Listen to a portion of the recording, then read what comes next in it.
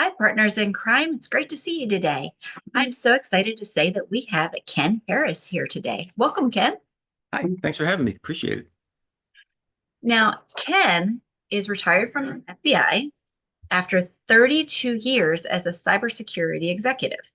With over 3 decades writing intelligence products for senior government officials, Ken provides unique perspectives on conventional fast paced crime thriller.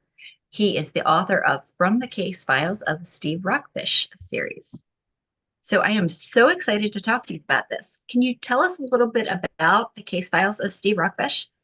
Sure. They came about after I retired, and I didn't want to work for a living, but I wanted to do something to keep me busy.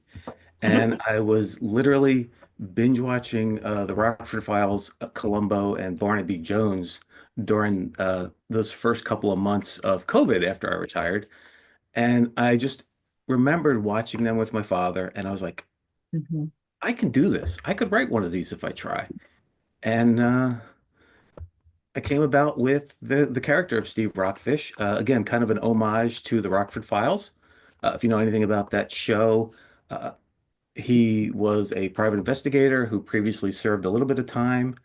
And the gentleman that was his cellmate was on 3 episodes. His name was Gandy, and he always referred to him as Rockfish instead of Rockford. And my dad caught on to that. So as I was growing up, my dad and I always watched the Rockford Files, whether it was prime time or in syndication on the weekends. And he would always say, "Hey, are we going to watch Rockfish?" So I decided to name my character kind of after my dad's love of that genre and also that show. Oh, that's so cool. Yeah, he's your middle-aged private eye, very grizzled, hard drinking, sarcastic with a dry sense of humor. A guy that rides that fine line of the law and isn't afraid to cross it if he needs to get done what needs to get done to help his client. I love reading the conversations because I frequently I'll read it and I'll be like, wait, what? Did he really say that? So he's really a lot of fun to read. Yeah, I throw a lot of pop culture references in, whether it be now, the 90s, the 70s. Some people get them, some people don't, but they kind of make me laugh, so I stick them in. So the setting is today, though. Yes, the setting is today. The first book took place in 2020 during COVID. Mhm. Which I have gotten a lot of people have said, why would you write about that? I actually, when I was trying to sell the book, I had a publisher actually, turn me down and say, I don't think anybody's going to be interested in reading about the pandemic. But if I'm writing about a story that's taken place, then that's the biggest thing. Right. And my whole plot revolves around that because Steve is your typical private eye. He's got a car payment to make, and COVID's killing him because people are working from home. Nobody's going to the office. Nobody's hitting on the news secretary. They're not trying to have an affair with the lady that transferred from the Scranton office. So those angry spouses aren't banging on his door trying to hire him. So, he's got to look for different ways to make ends meet. Oh, yeah. And so now Steve has a partner. Can you tell us a little bit about? Yep. Jawnie McGee. She Mhm. is the polar opposite of Steve. She's a young African American hipster, computer literate. When they meet in the first book, The Pine Barrens Stratagem, she's running a computer repair shop out of her garage. So where Steve is colored pencils and 3x5 index cards, she's all about technology, working smarter, not harder.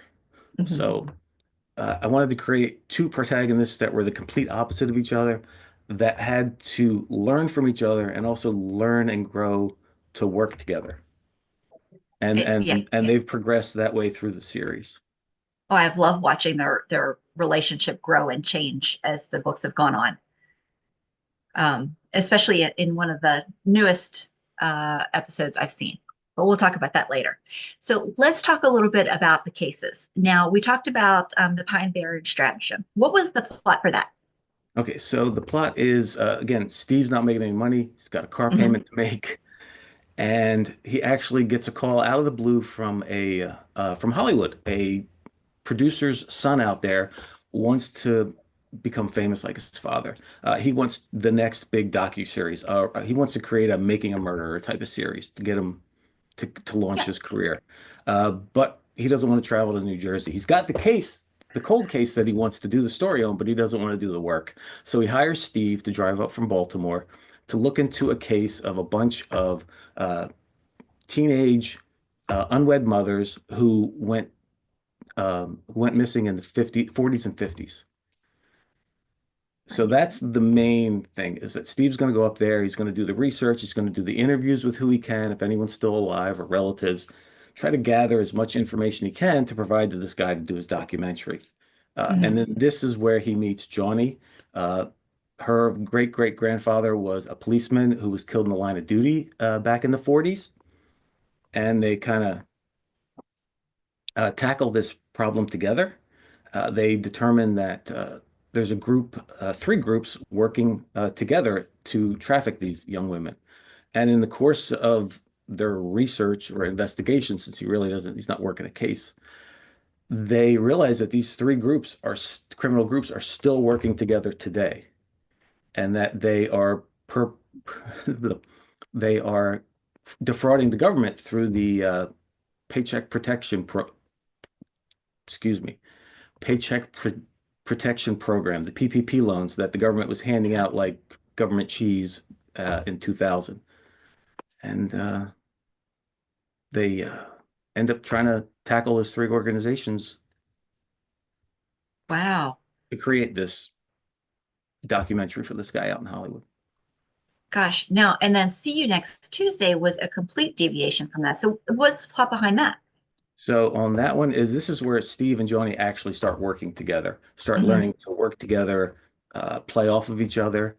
But in the beginning, Steve is like a bull in a china shop, lone wolf. His father gets ripped off on an online romance scam of a couple $1,000s, and he's all about, making his dad whole and making somebody pay for this, leaving Jawnie to work her first case solo, which is a woman who feels her husband is cheating on her because he's staying out late, he's not coming home.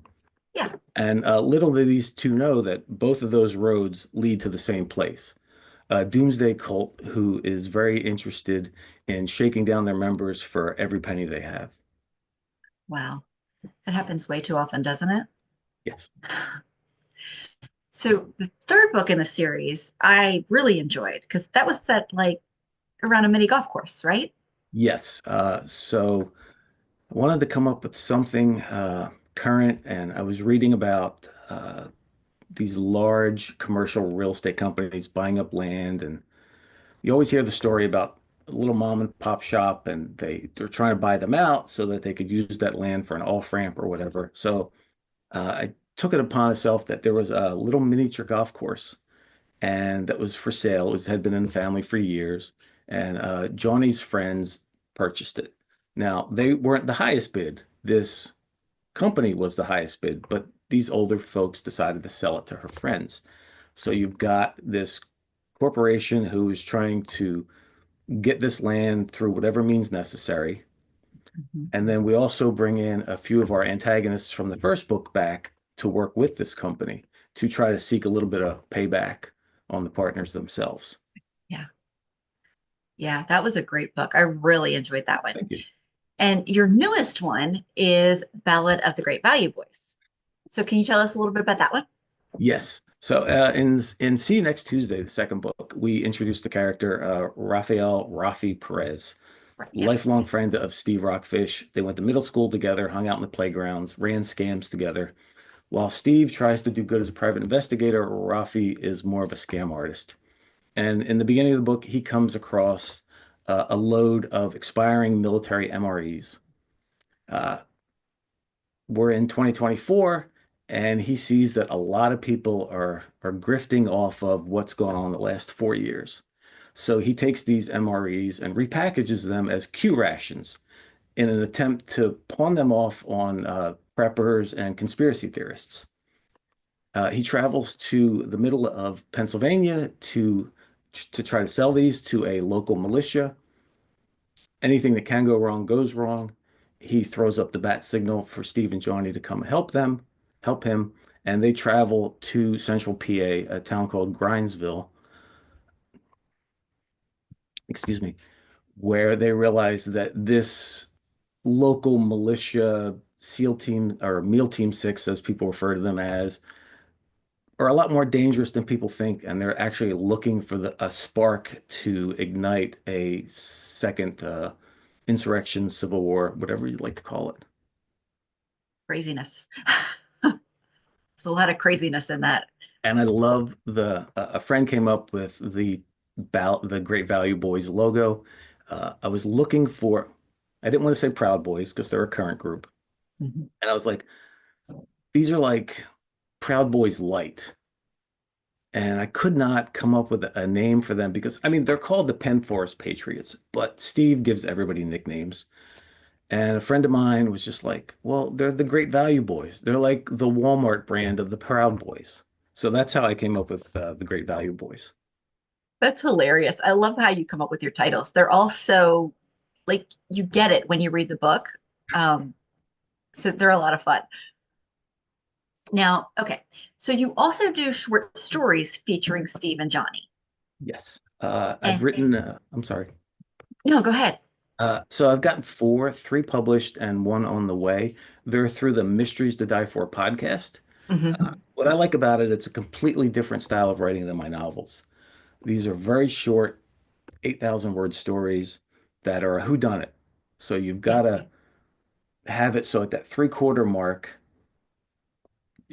I think of it as a Scooby-Doo episode. At the end, they're going to Yeah. pull a mask off and go, oh my God, it was Old Man Johnson. Who knew? So it's not, you know who the bad guy is in my novels from pretty much the quarter, the 25%, the first quarter on. But so these are a lot of fun to write. I've included Steve and Jawnie in some, and also ancillary characters from the story in others, so that I guess you could kind of say they are a Rockfish universe type of stories. And what I absolutely love about the Mysteries to Die For podcast is that they read the story aloud on their podcast. Mhm. And at that three-quarters point, before you find out who did it, they stop the reading, they deliberate. Well, I think it was this person. I've seen these clues that lead me to believe that. Well, no, I think it was this person. Then they read the last quarter and find out if they were right or not. And then at the end of the season, they take those 12 stories and publish them as an anthology. Yes. And I've done three so far, and my fourth it will be airing on the podcast Great. this summer. And then I think the book's out in September. Oh, that's exciting. I really enjoyed the last case, which was the cold case with the dead young lady. Yes, did Um, not see that coming. that was a good one. I Which some really people enjoyed get the that. title, some people don't. But if you read the Yeah. story, I hope you get it. Well, it's funny because a lot of times when I read them in the anthology, I get it a lot faster than listening to it. Mhm. So it's fun to listen to them, and I mean they're hilarious too. So The one coming out this summer is the butterfly stroke effect. It has to do with a mobster, a loan shark, or who runs a gambling joint, and he goes broke because someone fixes, or in his mind, someone fixes the women's 100-meter butterfly stroke in Paris this past summer. So he oh, loses a lot of money, loses his prestige in the mob, and he's trying to find out who basically screwed him over. And my main Rockfish character is Special Agent Mark Price, FBI Philadelphia, who played a very, very, very small part in my first novel. wow, I can't wait to read that. Great. So in looking at your books and thinking through them, they all have a little bit of nonfiction in them.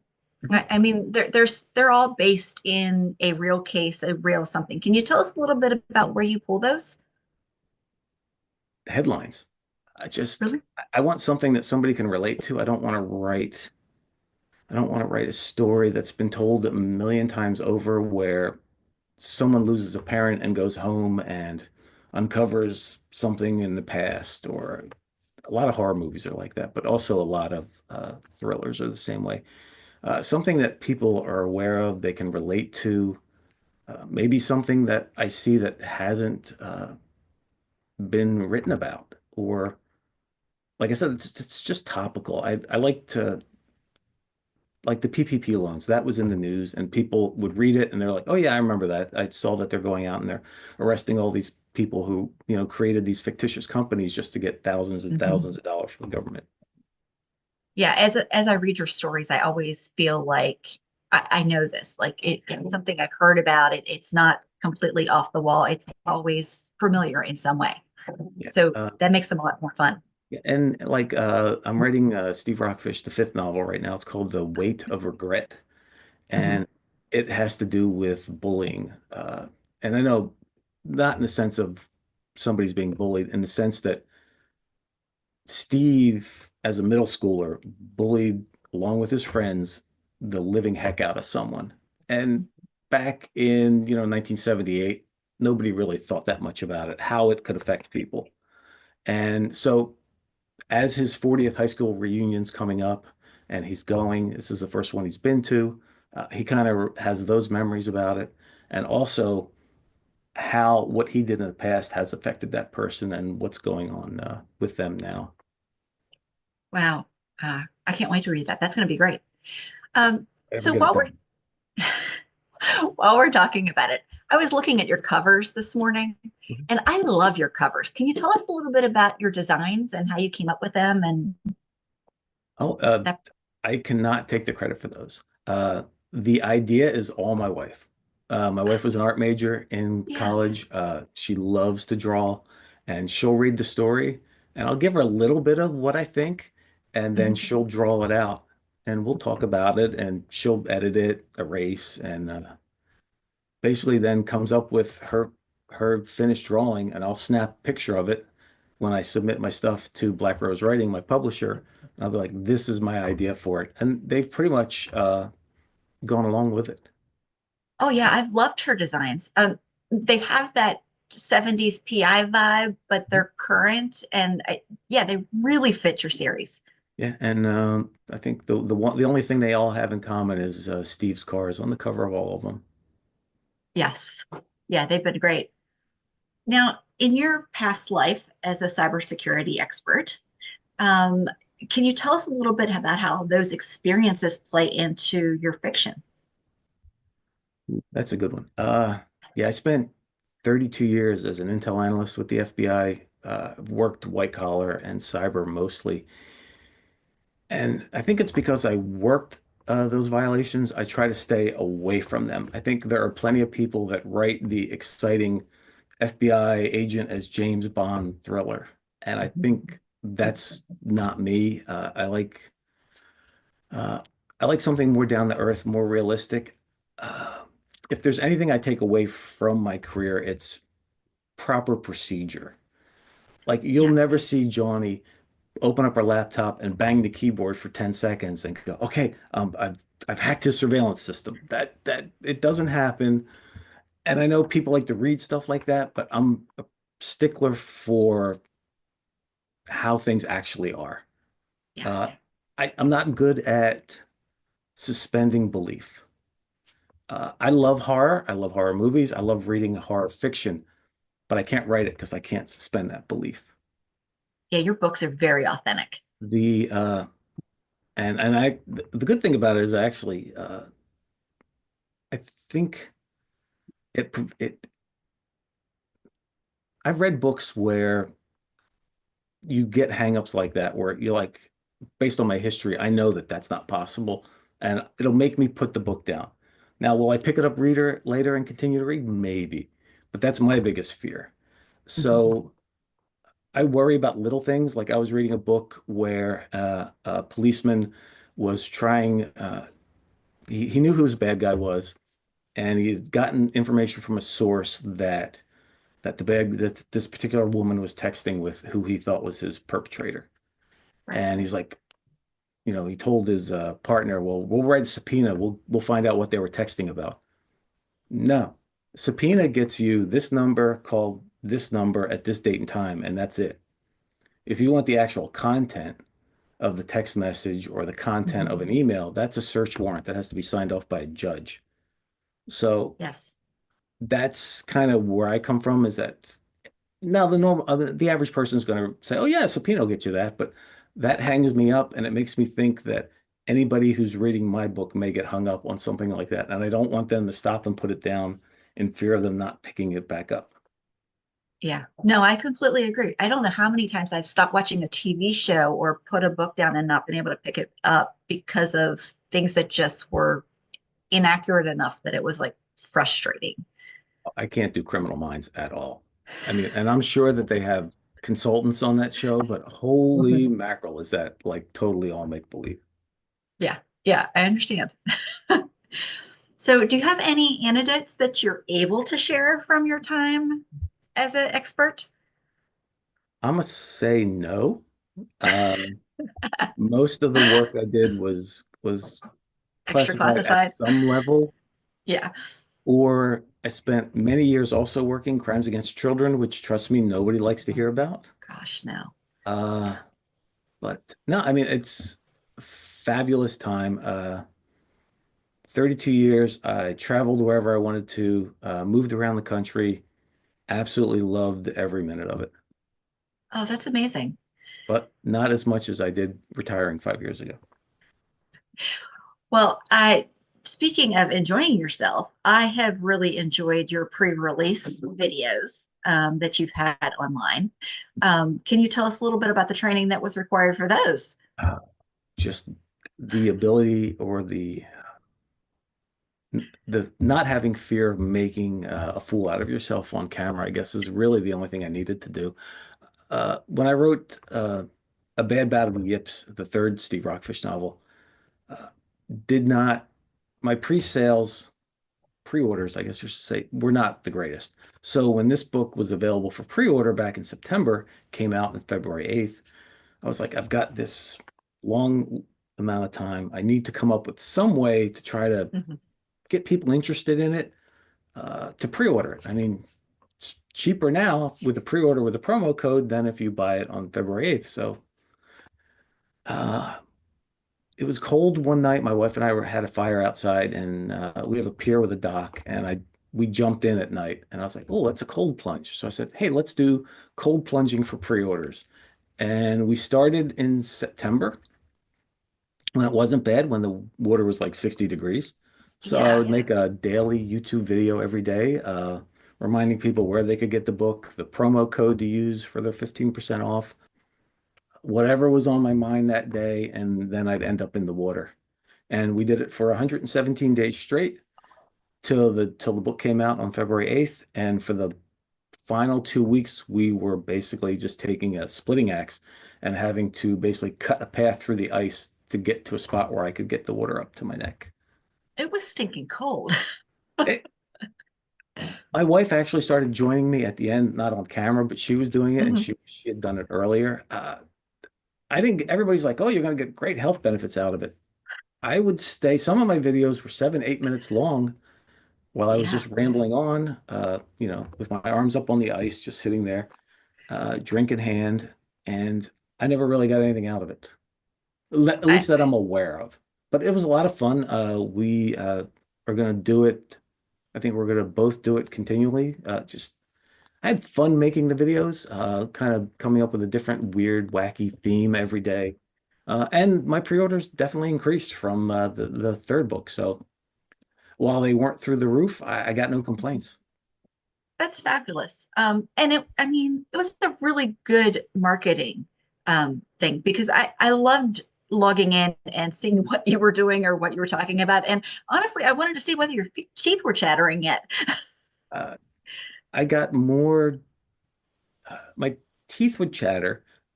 The only thing that ever adversely affected me was my wife bought a very cheap aluminum ladder off of Amazon for the Yes. dock, and it would slice my feet and legs up every time I climbed up it.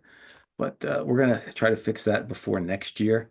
And aside from the daily cold plunge, we tried to, the two of us, my big marketing team here, we tried to come up with a handful of videos that we thought were funny, where we were finding the book in various aisles of the grocery store, Yes. or we found it in a corn maze on one. We actually went to Walmart and we played off the Great Value name, where Yeah. I would pick up like Great Value Cocoa Puffs, and then this camera would swing to her, and she was like, "No, Great Value Boys." Uh, So we actually need to do a few more of those now that the book is out, but I've got to come up with some decent ideas. They were a lot of fun. I really enjoyed watching your videos. And still, even I'll log back in and I'm like, oh, this one was funny. I'll watch this again. So yeah, anybody that hasn't watched them, you definitely need to go and check those out. Um, so tell us a little bit about who your intended audience is for these books. I mean, because they are kind of Steve Rockfish is an old school kind of guy, and Jawnie is not. She's very young and hip, as you said. So what kind of people are going to love your books? I think, well, anyone over 18. And I say that because not because there are any spicy scenes that would No. make Barbara Cartland, jealous. Yeah. And those of you, Barbara Cartland is a romance novelist that my mother used to read. Yes, Uh, those are some old books. yeah. Uh, Basically, I don't even have a lot of violence in my books. There's just a few here and there, just what's needed to move the story forward. But I think my biggest thing is language. I kind of model Steve after myself, and I definitely have a potty mouth. Grew up in a house full of potty mouths, and now that I don't have to work and I don't have to watch what I say for 8 hours a day, it's definitely gotten worse. But I think if you uh, are a Gen X or even a little younger or older, if you've watched those 70s detective shows, your Rockford Files, Quincy, Barnaby Jones. Heck, I used to cut class in college to watch Barnaby Jones. That's how much I love those shows. Columbo, Yeah. with the added humor, which is a big thing of mine. Of Another person I model Steve off of is the David Addison character in Moonlighting. It was a Oh detective yeah. show in the mid to late 80s with Sybil Shepherd and Bruce Willis, his first big thing. And he was just sarcastic and funny.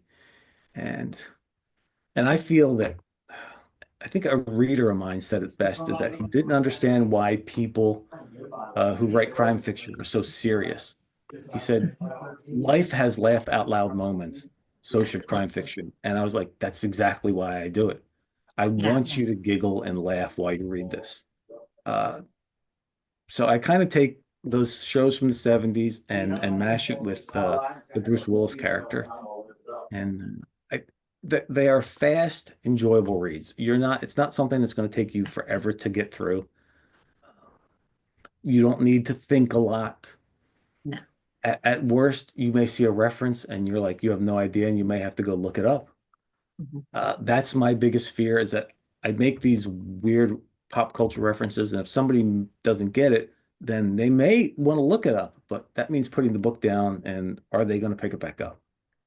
But that's the one thing I do for me in these books is I kind of if it makes me giggle as I'm writing it, I tend to leave it in. Yeah, they're a lot of fun to read. I've really enjoyed them, and I really enjoy your short stories. They're a lot of fun to listen to.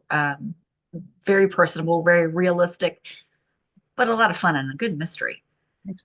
And if anybody's interested in seeing how the sausage is made, I stream live on Twitch every morning, 7 a.m. to 9, 10, 11, depending uh, how far I go, writing, which is Wow. great because I'm writing the story and I've got people in chat, and it gives me real time, I can bounce ideas off people.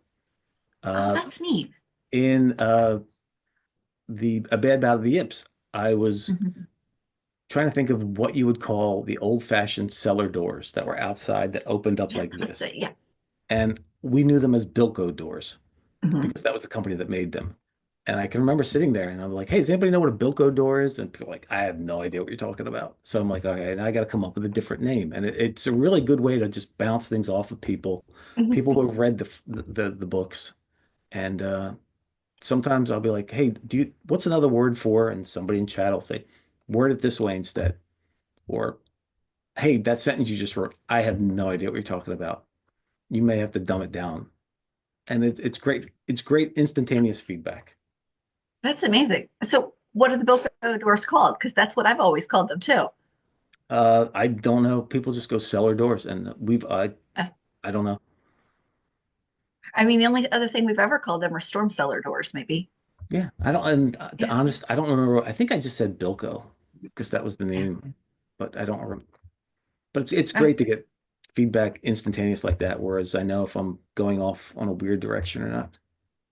that's amazing. And a lot of fun. I can imagine that helps your writing and your thought process and Yeah, a lot keeping of people everything. wonder how I can. A lot of people, when they're writing, they want complete silence away from everybody. Yes. And I'm literally just doing it and carrying on conversations at the same time.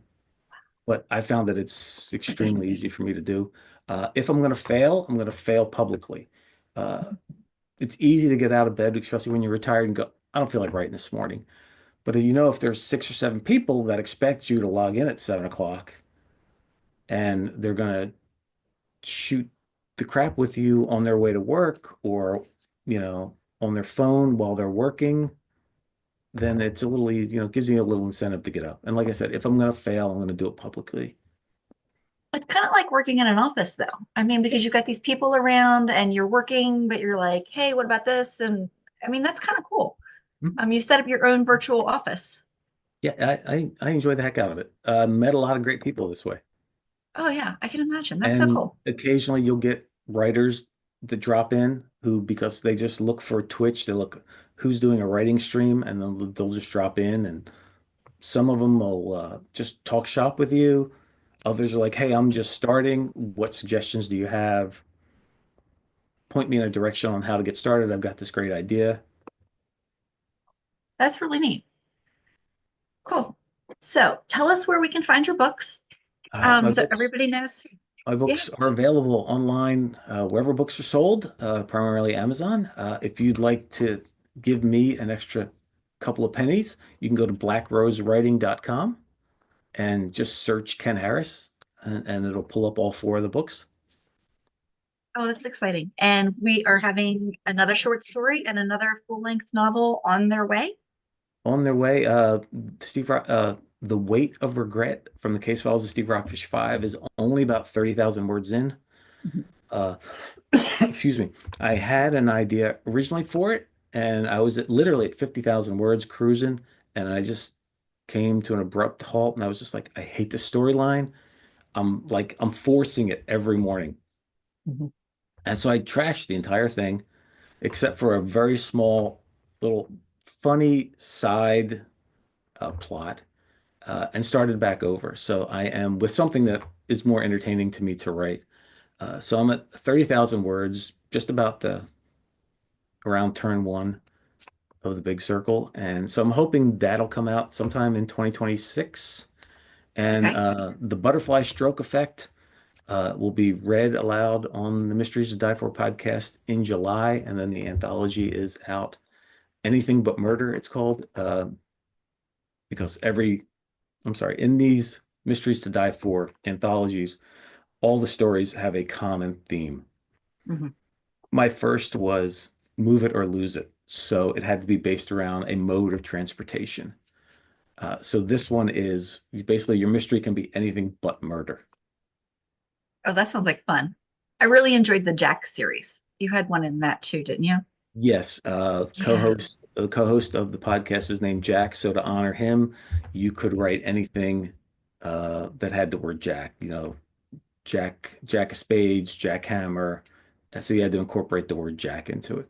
And I introduced Estelle Cummings, a mid 70s amateur sleuth I liked her. who happens to try to solve the case of a murdered park flasher. Yes. She was great. I really enjoyed her And character. then in the story that you mentioned earlier, did not see that coming. She actually goes to Steve and Jawnie to help work a cold case where Jawnie has some surgery and she cannot attend this like national female investigators conference. So she makes Steve go in her place. And one of the door prizes was a dinner with Jawnie McGee, and her name's crossed down like Steve's is written on top of it. And Estelle wins. And that's when she tries to sell him on helping her take a look at this 50-year-old cold case. It was a lot of fun how disappointed she was that she got Steve and not Johnny. Yes. All right. Well, everybody, thanks for joining us today. And check Steve or Ken out and Steve Rockfish at kenharrisfiction.com. And we will see you again soon. Thank you.